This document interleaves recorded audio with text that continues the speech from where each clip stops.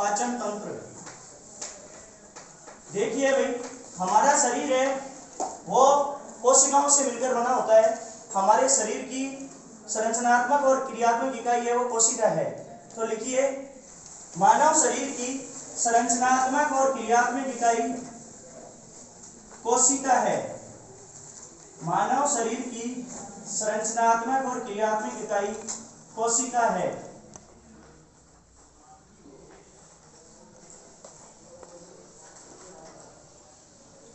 आगे लिखिए, कोशिकाएं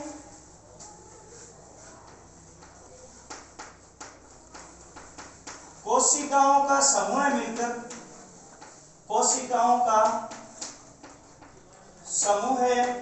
मिलकर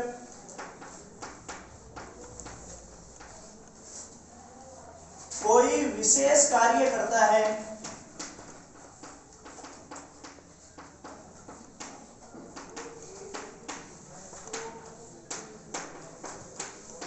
ऐसा समूह उत्तक कहलाता है। क्या कहलाता है भाई? ऐसा समूह उत्तक कहलाता है।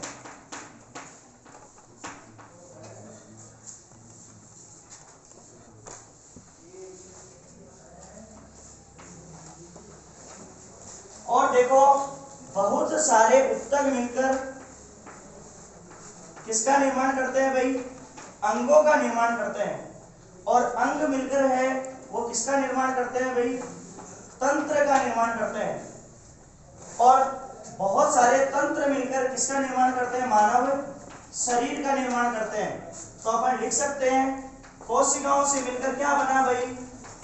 उत्तक। और उत्तक से मिलकर क्या बना भाई? अंग। अंग से मिलकर क्या बना भाई? तंत्र। और तंत्र से मिलकर क्या बना? मानव शरीर। उदाहरण लीजिए जल्दी।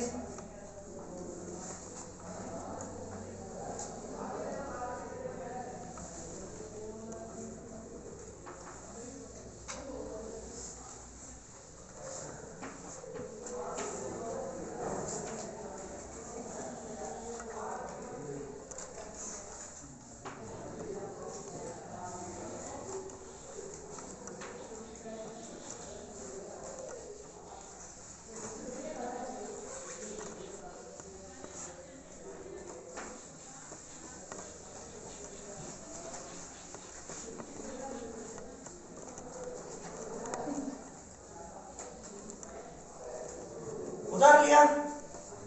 अब देखिए, अब आज हम पढ़ने वाले हैं किसके बारे में? पाचन तंत्र के बारे में। तो देखो, हमें ऊर्जा प्राप्त करने के लिए किसकी आवश्यकता होती है? भोजन की। और भोजन, हम जो भोजन करते हैं वो जटिल अवस्था में रहता है। और फिर हमारे शरीर में एक ऐसा तंत्र कार्य करता है जो उस जटिल अवस्था में जो भोजन रहता है उसको सरल अवस्था में बदलकर, सरल टुकड़ों में बदलकर, और फिर उसके बाद में उसका क्या कर देता है? पाचन कर देता है। और पाचन से हमें क्या प्राप्त होती है भाई? ऊर्जा प्राप्त होती है। समझ में आई बात? तो लिखिए, मानव को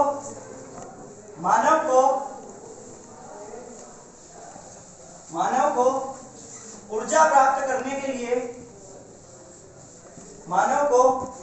प्राप्त करने के लिए भोजन की आवश्यकता होती है। मानव को ऊर्जा प्राप्त करने के लिए भोजन की आवश्यकता होती है।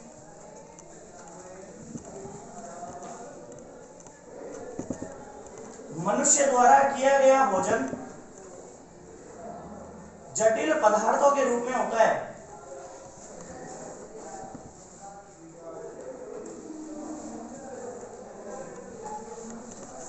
अब लिखना पाचन तंत्र की डेफिनेशन लिखना भाई।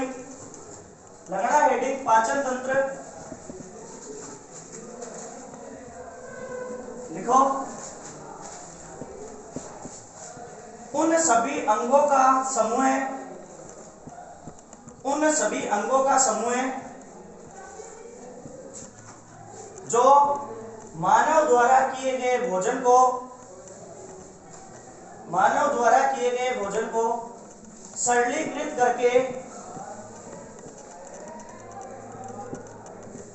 सरलीकृत करके मानव को ऊर्जा प्रदान करता है। पाचन तंत्र कहलाता है।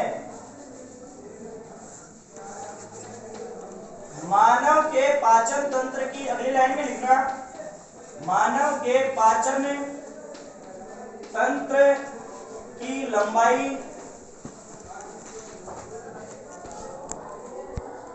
8 से 10 मीटर होती है। अगली लाइन में लिखना, इसका प्रारंभिक भाग मुख व अंतिम भाग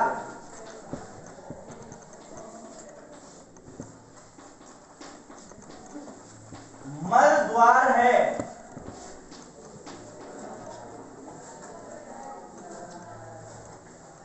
अब देखिए, हम पाचन तंत्र के अंगों के बारे में देखते हैं। तो देखिए, पाचन तंत्र का अंग मुख, हम भोजन को निवाले के रूप में मुख से ग्रहण करते हैं, और फिर ग्रसनी, और फिर आगे क्या है भाई, ग्रास नली,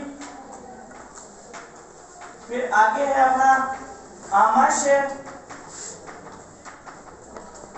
फिर छोटी आंत, नाम इसका छोटी आंत है, ये बड़ी छोटी आंत है, लंबाई इसकी होती है लगभग 6.5 मीटर या 21-22 फीट के लगभग। अब देखिए, बड़ी आंत,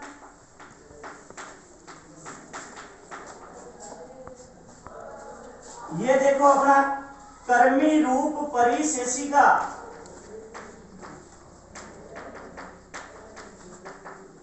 बोले तो अपेंडिक्स,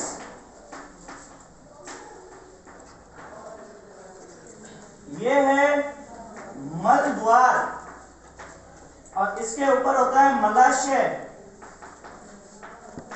अब देखो पाचन ग्रंथियों के बारे में, तो मुख में लार ग्रंथि पाई जाती है भाई,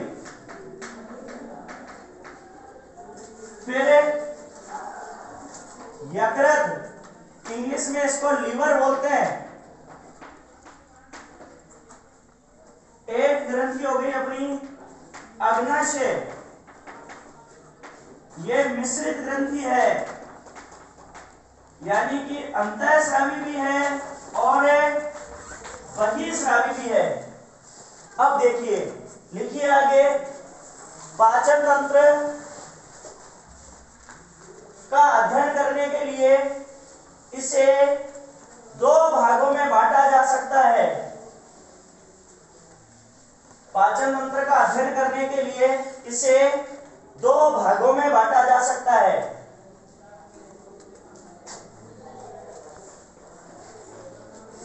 एक तरफ लिखिए पाचन अंग और दूसरी तरफ लिखिए पाचन ग्रंथियां।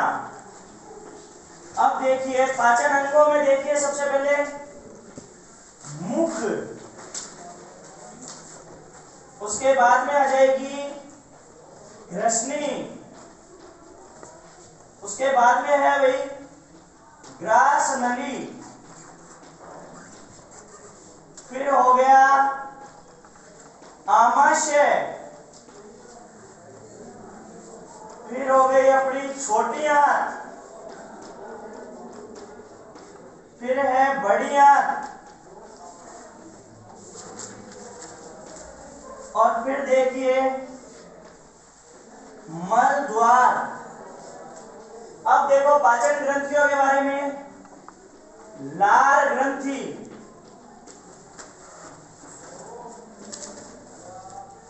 फिर हो गई यकृत, ये हमारे शरीर की सबसे बड़ी ग्रंथि है। फिर तीसरी हो गई अपनी अग्नाशय, ये हमारे शरीर की दूसरी सबसे बड़ी अंतःस्रावी ग्रंथि है भाई। और हमारे शरीर की सबसे बड़ी अंतःस्रावी ग्रंथि वो गले में पाई जाती है, थायराइड। देखिए,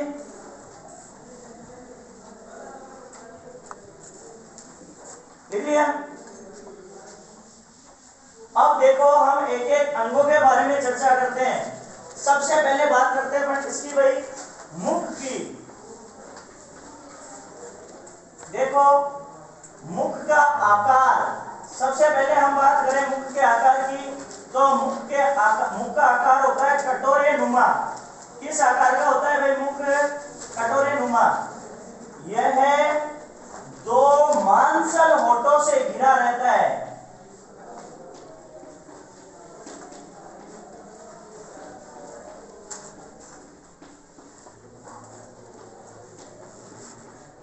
होठ है वो भोजन को पकड़ने का कार्य करते हैं।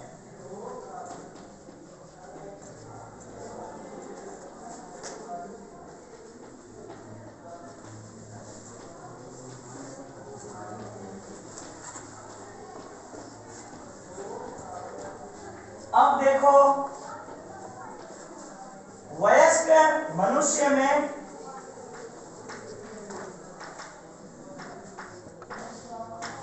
या वयस्क मानव में 32 दांत होते हैं।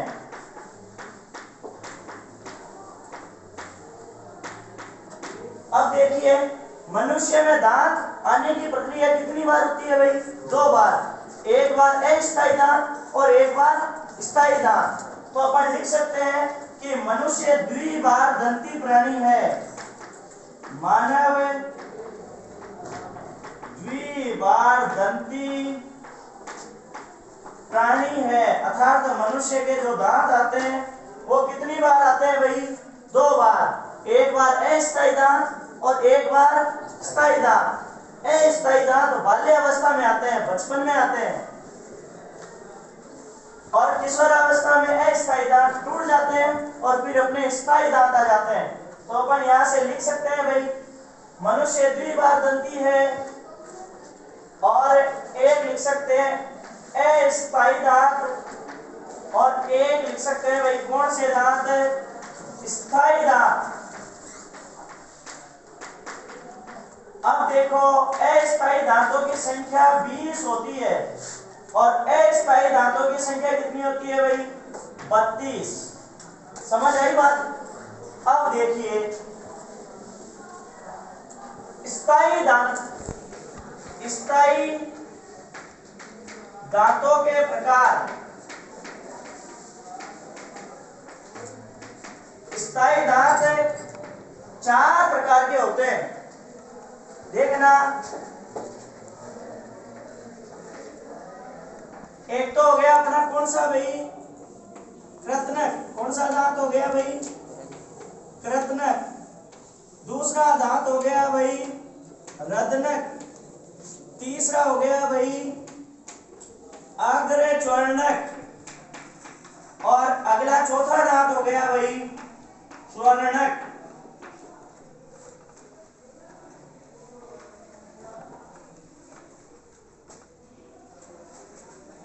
अब समझिए इनके बारे में। जो कृतनक दांत होता है इनका कार्य होता है भाई काटने का। क्या कार्य करते हैं ये?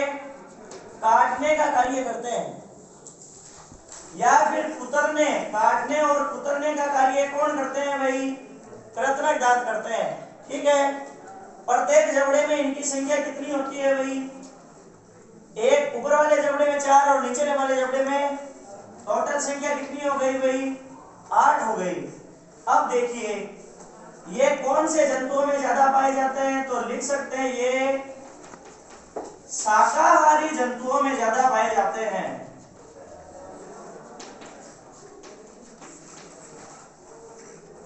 शाकाहारी जंतुओं में अधिक पाए जाते हैं या विकसित होते हैं।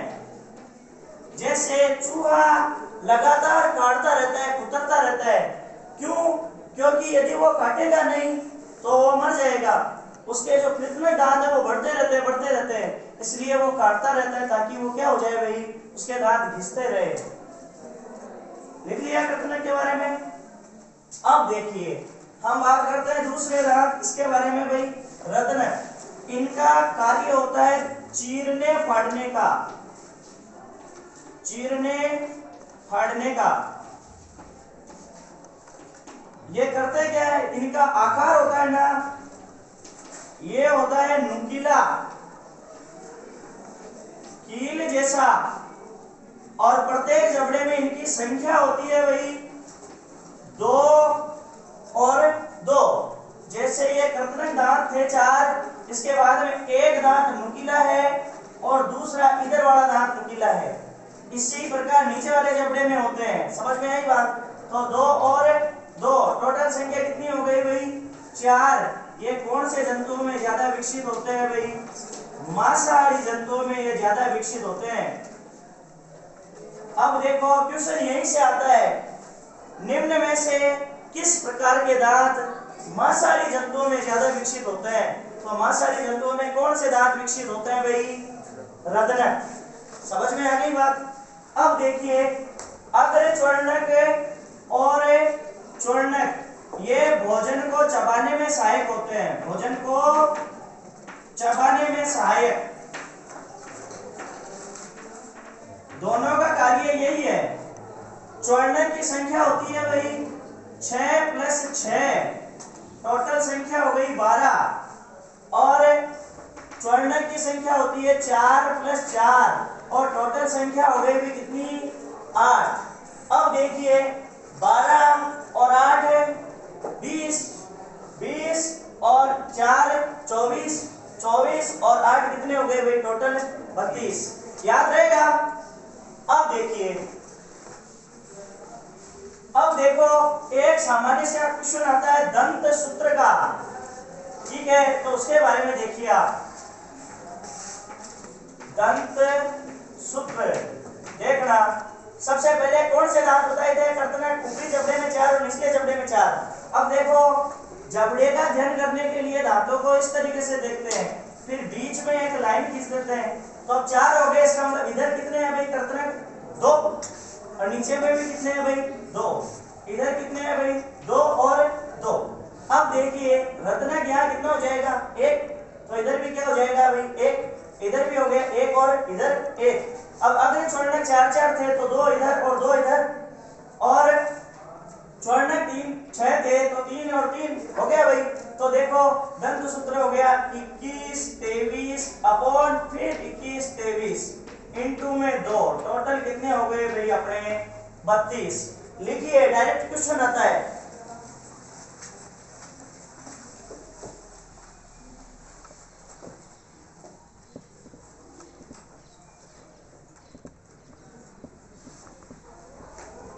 लिख लिया भाई? अब देखिए मुख में मांसल जीभ पाई जाती है। क्या पाई जाती है भाई? मांसल जीभ।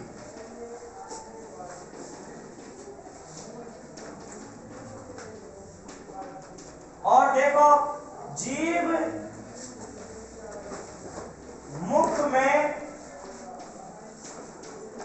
चारों ओर घूम सकती है।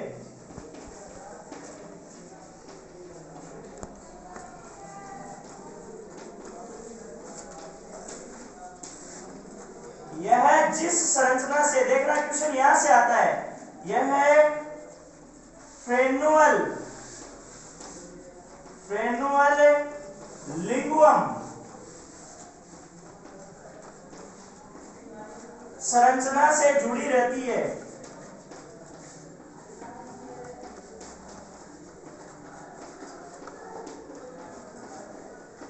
कौन सी संरचना से जुड़ी रहती है? फ्रेनुअल लिंगुअम। तो ये याद रखना भाई, जीभ है वो किस संरचना से जुड़ी रहती है? फ्रेनुअल लिंगुअम।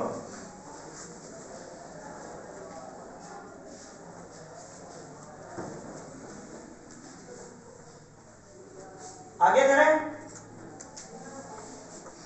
अब हम पढ़ेंगे किसके बारे में भाई? ग्रसनी के बारे में। तो देखिए भोजन आगे पहुंचता है क्या भाई? ग्रसनी में।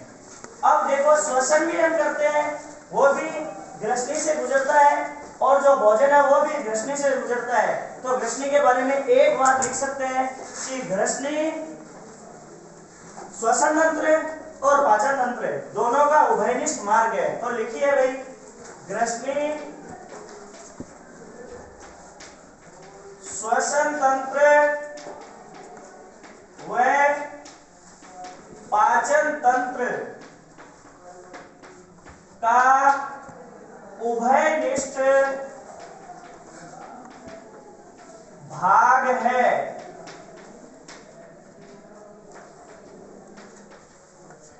ग्रसनी, अब देखिए ये रही यहाँ ग्रसनी और नीचे मैंने बताई ग्रास नली। तो देखो ग्रसनी है मुमुख को और ग्रास नली को, दोनों को जोड़ने का कार्य करती है। तो अपन लिख सकते हैं ग्रसनी मुख और ग्रास नली को जोड़ने का कार्य करती है। ग्रसनी मुख व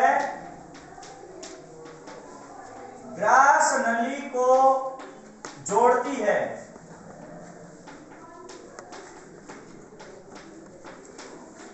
ग्रसनी में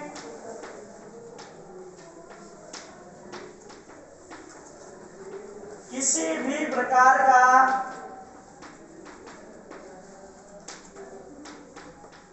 कोई पाचन नहीं होता है।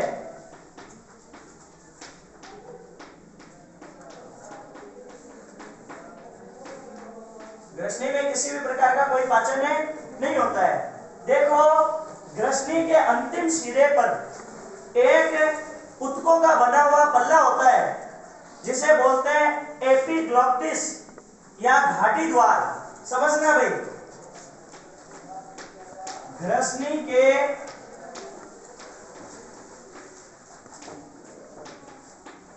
अंतिम भाग में ऊतकों का एक पल्ला होता है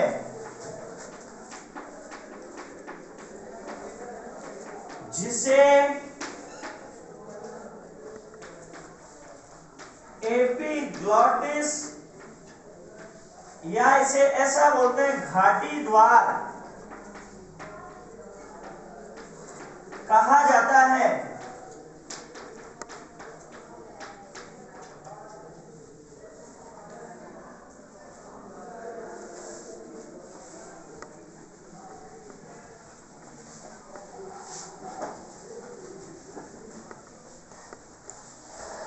अब देखिए भाई, ग्रसनी कंठ से चित्र बना लेना भाई साथ साथ में। ग्रसनी किससे जुड़ी रहती है भाई? कंठ से जुड़ी रहती है और श्वास नली से जुड़ी रहती है और ग्रास नली से जुड़ी रहती है। इसके बीच में ये जो पल्लेदार जो संरचना थी इसे बोलते हैं एपिग्लॉटिस। तो अपन अगली बात ये लिख सकते हैं कि ग्रसनी कंठ, श्वास नली और ग्रास नली से जुड़ी होती है तो इसे बोलते हैं कंठ ग्रसनी। इसे बोलते हैं श्वास ग्रसनी नाक से भी जुड़ी रहती है, उसे बोलते हैं नासा ग्रसनी। और इसे बोलते हैं अपन कौन सी ग्रसनी भाई? कंठ ग्रसनी, मुख ग्रसनी और नासा ग्रसनी। समझ में आ गई बात? कंठ से जुड़ी रहती है, ये सॉरी यहां तो लिखना आप नाक, यहां लिखना कंठ और एक ये मुख से भी जुड़ी रहती है भाई, ऐसा लिखो आप। मुख, नाक, कंठ तीनों से जुड़ी रहती है तो इसे तो बोलेंगे नासा ग्रसनी, इसे बोलेंगे, इस भाग को बोलेंगे मुख ग्रसनी और इस भाग को बोलेंगे कंठ ग्रसनी। समझ में आ गई बात? कंठ से ये दोनों अलग अलग होती है। ये एपिग्लॉटिस हो गया। अब देखो एपिग्लॉटिस क्या करता है भाई? एपिग्लॉटिस जब हम भोजन करते हैं, सुनना भाई, जब हम भोजन करते हैं तो ये एपिग्लॉटिस इस श्वसन नली को ढक लेता है तो भोजन को श्वास नली में नहीं जाने देता, और जब हम श्वसन करते हैं तो ये ग्रास नली में श्वसन को नहीं जाने देता। तो अब देखिए कई बार क्या होता है, हम तेलीय खाद्य पदार्थ खाते हैं, ये चिकने खाद्य पदार्थ खाते हैं तो कुछ मात्रा में वो किस में चले जाते हैं भाई? श्वास नाल में चले जाते हैं। इसलिए हमें हिचकी आती है या खांसी आती है या छींक आती है नहीं आती? तो लिख सकते हैं एपिग्लॉटिस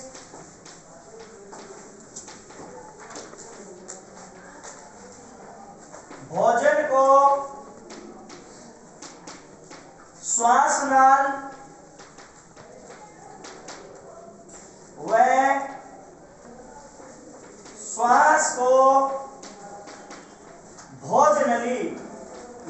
ग्रास नली में जाने से रोकता है।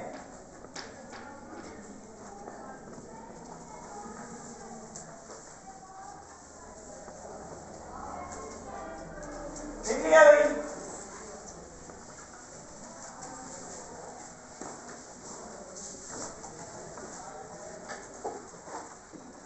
ठीक है। अब देखिए कौन सी, ग्रास नली। देखो ये ना ग्रास नली वक्ष स्थल से जाती हुई कहां तक जोड़ती है भाई, आमाशय तक जाती है। तो सबसे पहले इस ग्रास नली की लंबाई है वो 25 सेंटीमीटर होती है। तो लिखिए ग्रास नली की लंबाई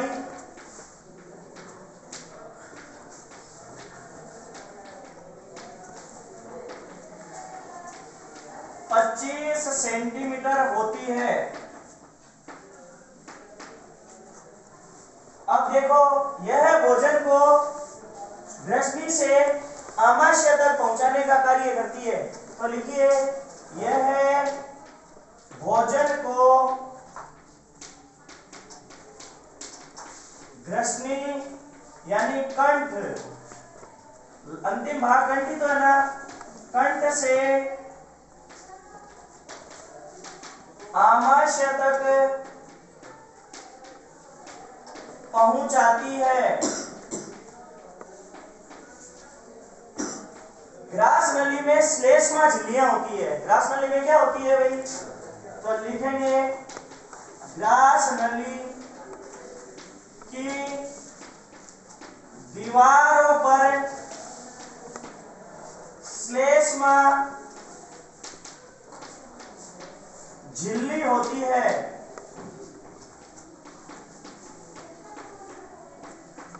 और ये श्लेष्मा झिल्ली क्या करती है भाई, श्लेष्मा रस स्रावित करती है और इससे भोजन ग्रास नली में चिपकता नहीं है। तो लिखेंगे श्लेष्मा झिल्ली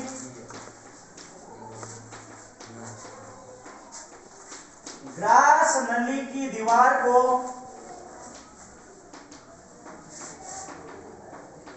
ग्रास नली की दीवार को चिकना बना देती है।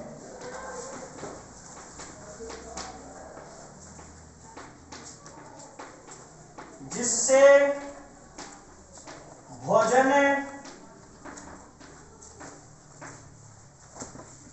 ग्रास नली में चिपकता नहीं है।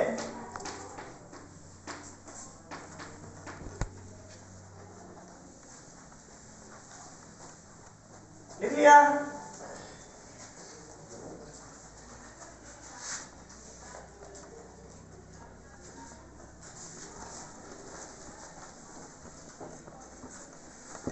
अब देखिए ग्रास नली के बाद में भोजन कहां पहुंचता है भाई, आमाशय में। लिख लिया भाई।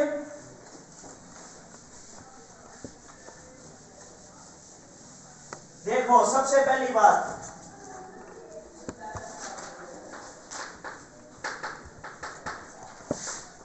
देखो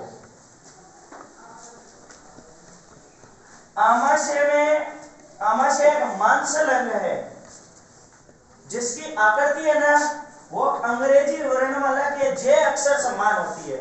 तो लिखिए आमाशय एक मांसल अंग है जिसकी आकृति अंग्रेजी वर्णमाला के जे अक्षर के समान होती है। आमाशय एक मांसल अंग है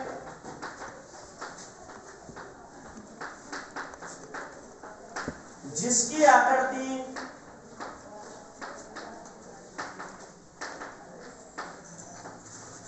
जे अक्षर के समान होती है।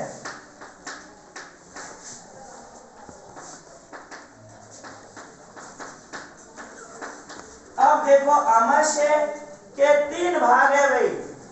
एक हो गया आपका जठर आगमन भाग। कौन सा भाग भाई, जठर आगमन भाग। देखिए दूसरा हो गया आपके जठर निर्गम भाग। और देखो तीसरा जो बीच वाला भाग है इसको बोलते हैं भाई फंडिस।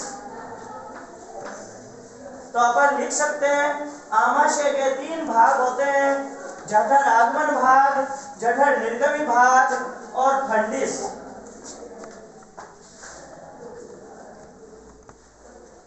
लिख लिया। आमाशय के 3 भाग होते हैं, जठर आगमन भाग, जठर निर्गम भाग और फंडिस। अब देखिए आमाशय में 2 अवरोधनियां पाई जाती है। तो देखो पहले समझो फिर लिखना। ये यहाँ है ना, इस भाग को क्या बोलते हैं? जठर आगमन भाग।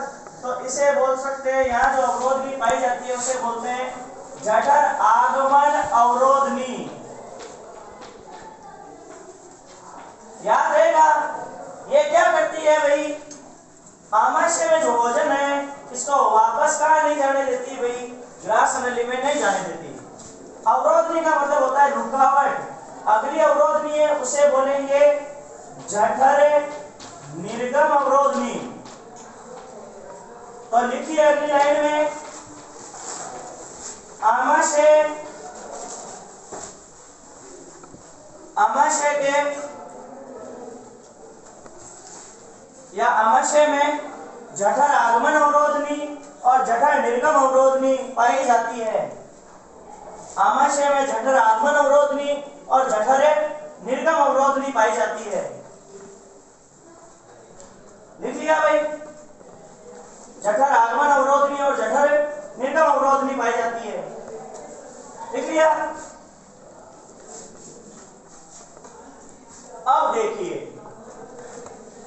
अब देखो आमाशय की धारिता। आमाशय की धारिता है वो 1 से 3 लीटर होती है। तो यहां लिखिए आप आमाशय धारिता का मतलब ये कितना ग्रहण कर सकता है, कितना रख सकता है। आमाशय की धारिता 1 से 3 लीटर होती है।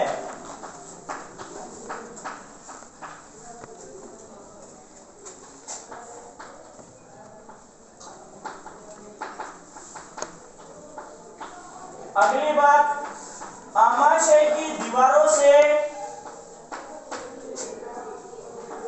जठर रस स्रावित होता है।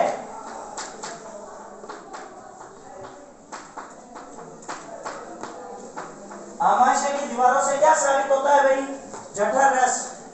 जठर रस में एक अम्ल पाया जाता है। तो लिखेंगे जठर रस में हाइड्रोक्लोरिक यानी HCl हाइड्रोक्लोरिक अम्ल पाया जाता है।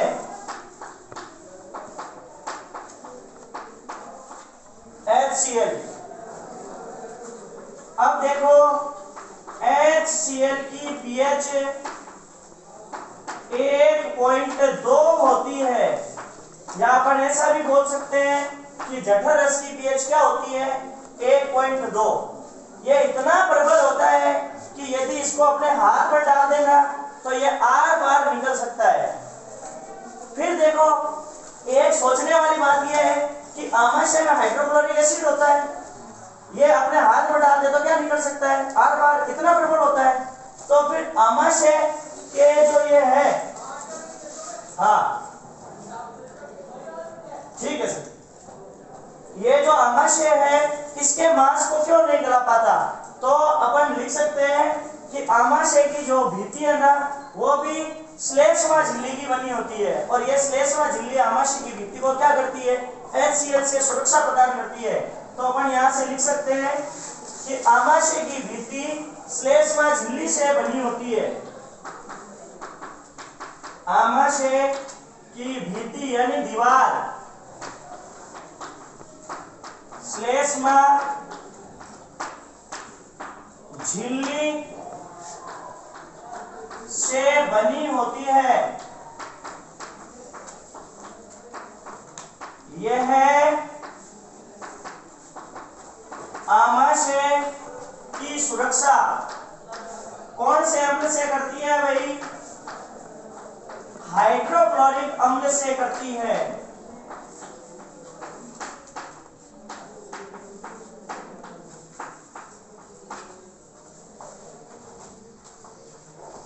लिख लिया? याद रहेगा?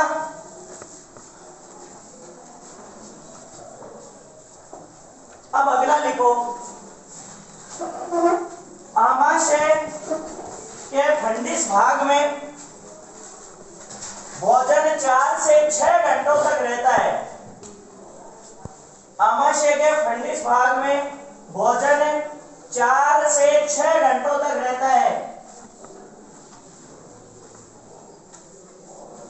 4 से 6 घंटों तक रहता है। इस दौरान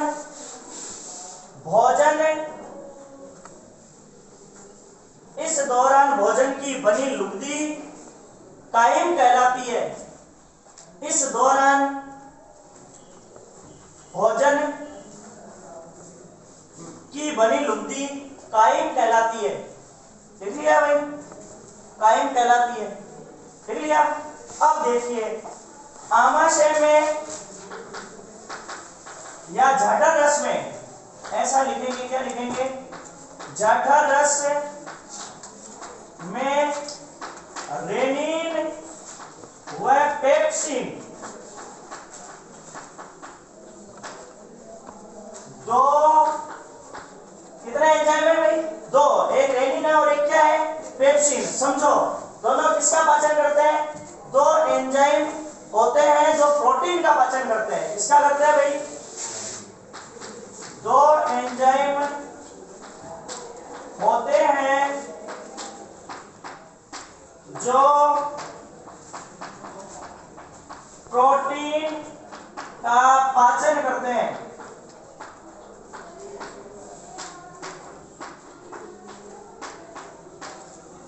अब देखिए, नाम सुना है दूध? दूध में एक प्रोटीन पाया जाता है जिसका नाम है केसीन। ठीक है? और ये ये जो रेनिन जो एंजाइम है वो दूध प्रोटीन का पाचन करता है और केसीन को बदल देता है प्रोकेसीन या केसिनोजन में। तो देखिए, लिखेंगे दूध में पाई जाने वाली प्रोटीन, कौन सी प्रोटीन पाई जाती है भाई? केसीन का पाचन,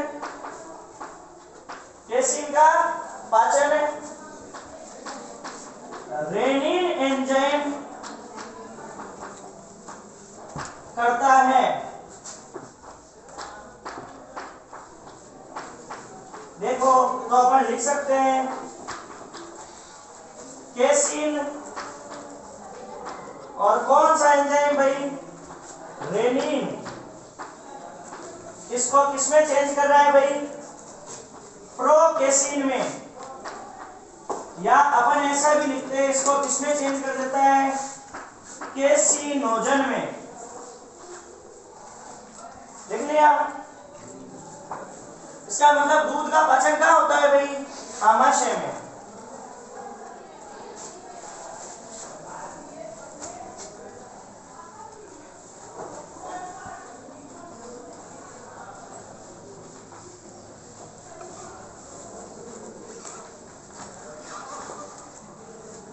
अब देखो, हाइड्रोक्लोरिक अम्ल के कार्य हम पढ़ने वाले किसके बारे में? HCl के कार्य या हाइड्रोक्लोरिक एसिड के कार्य। हाइड्रोक्लोरिक अम्ल के कार्य समझना भाई। ये देखो खुद कैसा होता है भाई? अम्लीय। तो ये भोजन को क्या करता है? अम्लीय माध्यम प्रदान करता है। तो पहली बात अपन लिख सकते हैं, यह भोजन को अम्लीय माध्यम प्रदान करता है।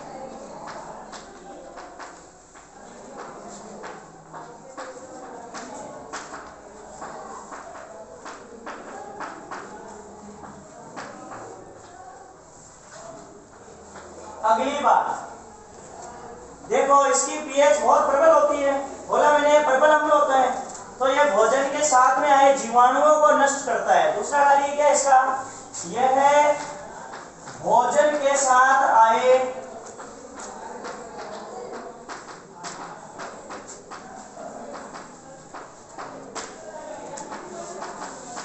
जीवाणुओं को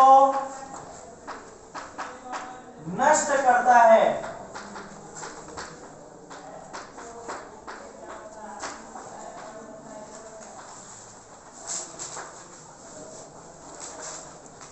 यह है निष्क्रिय एंजाइमों को, जो एंजाइम कार्य नहीं कर रहे हैं, निष्क्रिय एंजाइमों को सक्रिय करने का कार्य करता है। यह निष्क्रिय एंजाइमों को सक्रिय करता है।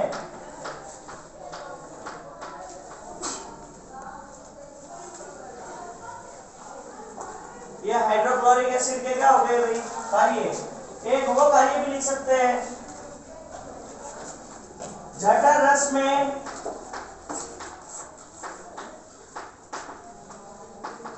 पाए जाने वाले एंजाइम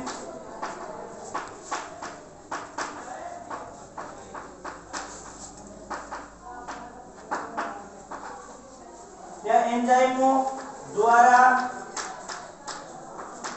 प्रोटीन का पाचन होता है।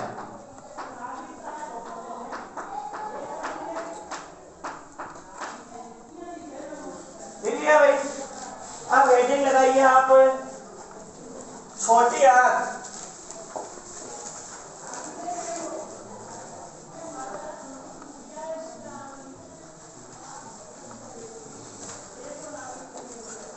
लिखो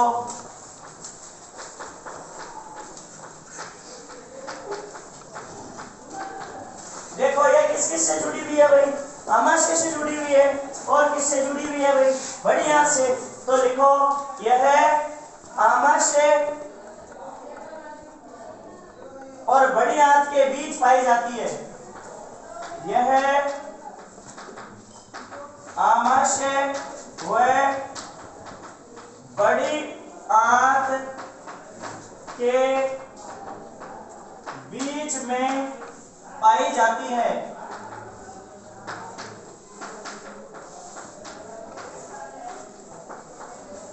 अब देखिए, छोटी आंत की लंबाई लगभग 6.5 मीटर होती है। अपन लिख सकते हैं छोटी आंत की लंबाई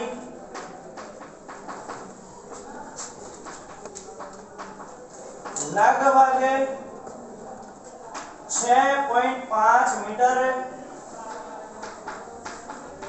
होती है।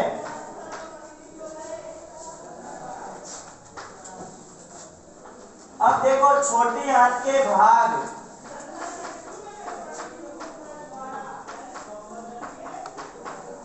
छोटी आंत के भाई 3 भाग है। एक हो गई अपनी ग्रहणी, दूसरा भाग हो गया अग्र क्षुद्रांत्र, और तीसरा भाग हो गया भाई क्षुद्रांत्र।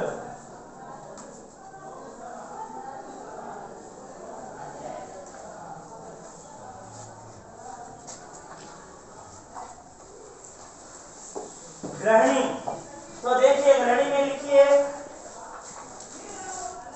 यह छोटी आंत का प्रारंभिक भाग है। यह छोटी आंत का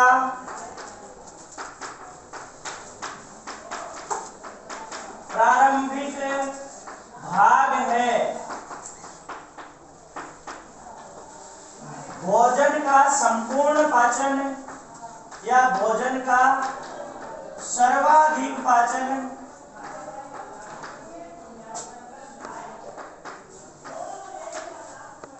भोजन का सर्वाधिक पाचन ग्रहणी में होता है।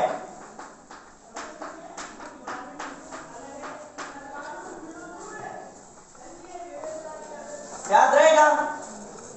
यहां से क्वेश्चन पूछा जाता है कि निम्न में से किस स्थान पर भोजन का सर्वाधिक पाचन होता है, और उसमें दो ऑप्शन देते हैं, एक गृहिणी और एक क्या देते हैं भाई, गृहिणी। और हम क्या करते हैं, गृहिणी आपको इन दोनों में कंफ्यूज हो जाते हैं और उत्तर क्या कर देते हैं भाई, गृहिणी। याद रखिएगा कि भोजन का सर्वाधिक पाचन किसमें होता है भाई, गृहिणी में। अब गृहिणी में सर्वाधिक पाचन क्यों होता है इसके बारे में विचार करो। तो देखो आमाशय से देखो जितने भी एंजाइम मिल रहे थे मिल गए, ये देखो यकृत से जो एंजाइम मिल रहे थे वो मिल गए, पित्ताशय से, ये यहाँ पित्ताशय है। अब देखिए अग्नाशय ग्रंथि से जो एंजाइम मिल रहे थे मिल रहे, तो सारे के सारे एंजाइम कहाँ मिल गए भाई, गृहिणी में। तो गृहिणी में क्या होगा, सर्वाधिक पाचन। तो लिखिए गृहिणी में, गृहिणी में पित्ताशय द्वारा पित्त लवण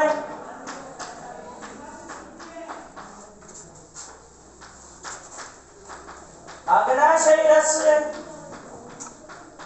और आंतर रस, उसके खुद का रस, आंतर रस मिलकर भोजन का क्या करते हैं भाई, पाचन करते हैं।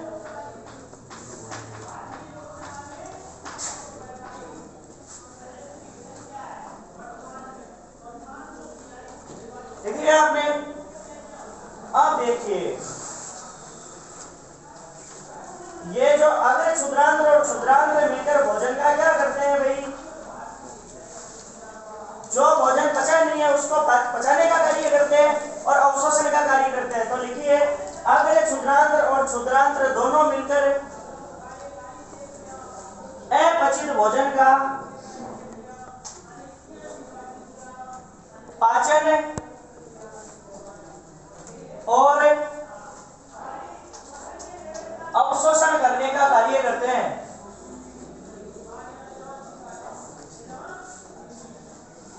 अब देखो आंत में अंगुलीनुमा प्रवर्ध पाए जाते हैं। क्या पाए जाते हैं भाई, अंगुलीनुमा प्रवर्ध, जो इसके सतही क्षेत्रफल को बढ़ा देते हैं। देखो एक तो सीधी लाइन होती है, क्षेत्रफल अलग हो गया, और एक टेढ़ी मेढ़ी होगी तो अलग हो गया ना, तो इसके सतही क्षेत्रफल को क्या कर देते हैं, बढ़ा देते हैं। इन अंगुलीनुमा प्रवर्ध को हम बोलते हैं दीर्घरोम। क्या बोलते हैं भाई, दीर्घरोम, या इसका दूसरा नाम है वो है रसांकुर। तो लिखिए आंत में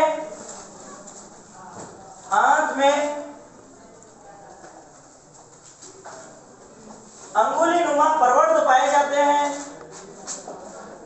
आंत में अंगुलीनुमा प्रवर्ध पाए जाते हैं, जो इसके सतही क्षेत्रफल को बढ़ा देते हैं,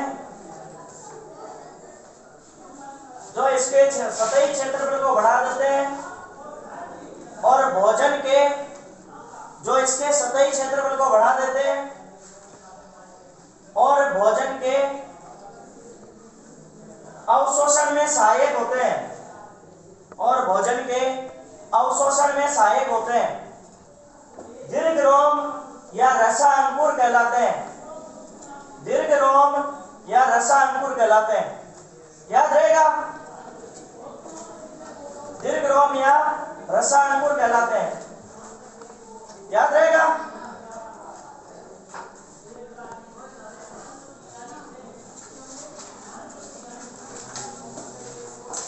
अब लिखिए बड़ी आंत,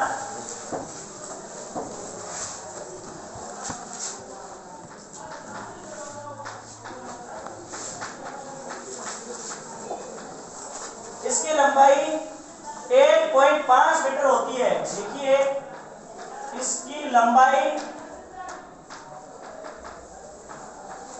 1.5 मीटर होती है।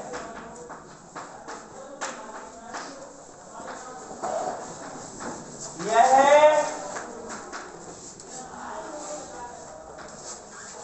अपचित भोजन को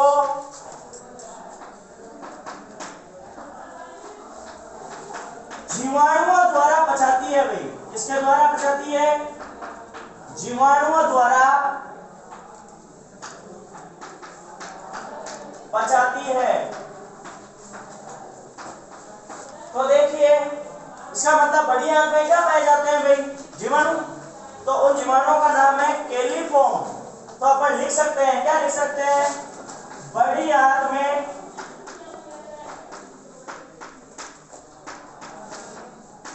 केलिफॉर्म नामक जीवाणु पाए जाते हैं।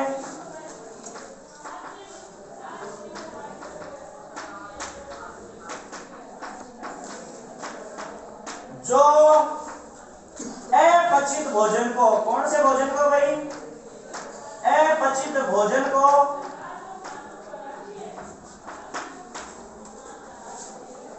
कौन सी क्रिया द्वारा? किण्वन क्रिया द्वारा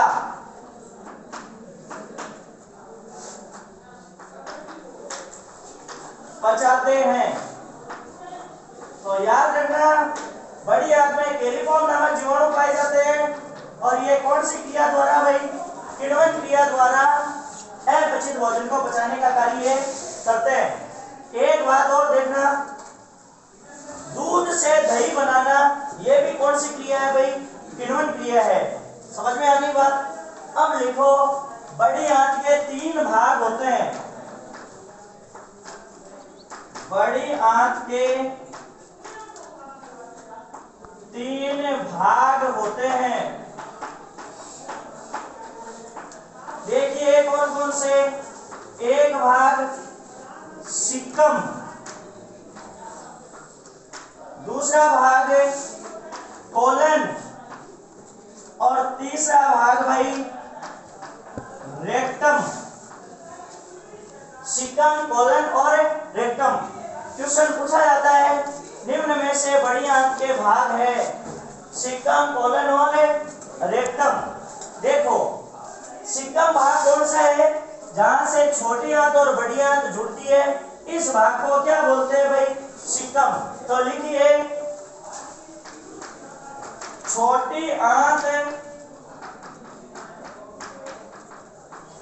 बड़ी आंत से जिस भाग से जुड़ती है वह भाग सिक्कम कहलाता है।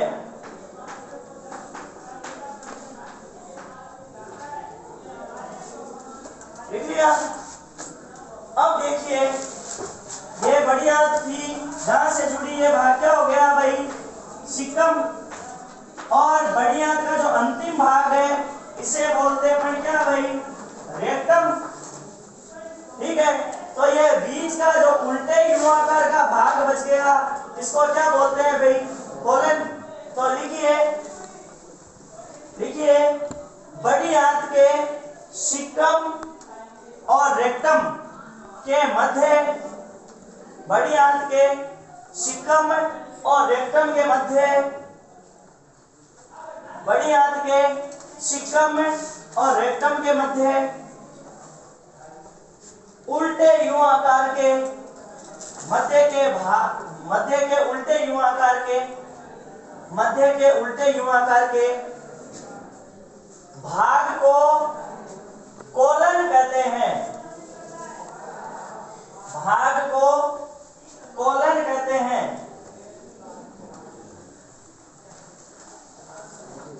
यह भाग अगले लाइन में इसी में लिखना है ना, यह भाग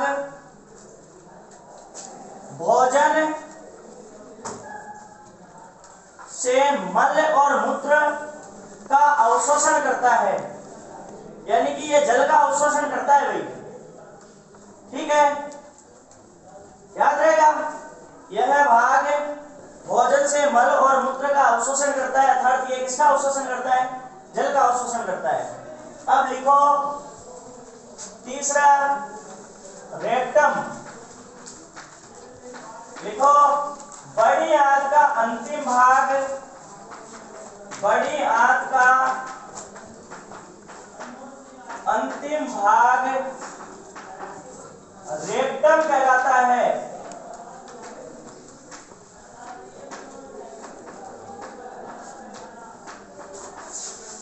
इसमें 5 से 6 इंच का मलाशय व 3 सेंटीमीटर का अंतिम भाग मल द्वार होता है।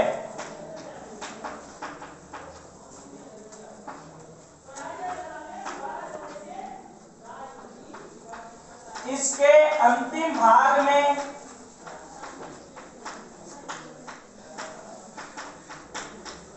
सवर्णी पेशियां पाई जाती है।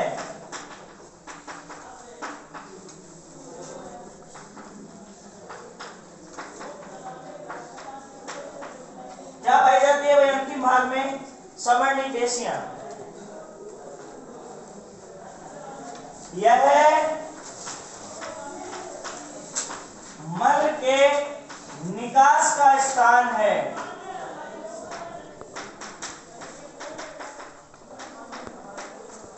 अब एक बात और लिखना, सिक्कम के निचले भाग में 7 से 8 इंच लंबी सिक्कम के निचले भाग में 7 से 8 इंच लंबी नली होती है,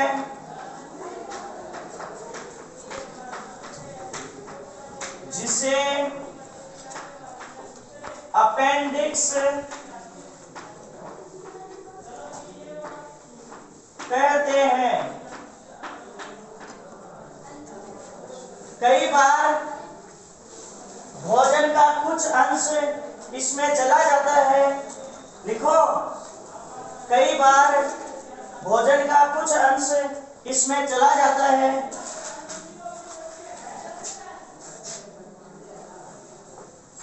कई बार भोजन का कुछ अंश इसमें चला जाता है। लिख लिया? जो सड़ने पर या जिसके सड़ने पर आंत में दर्द होने लग जाता है,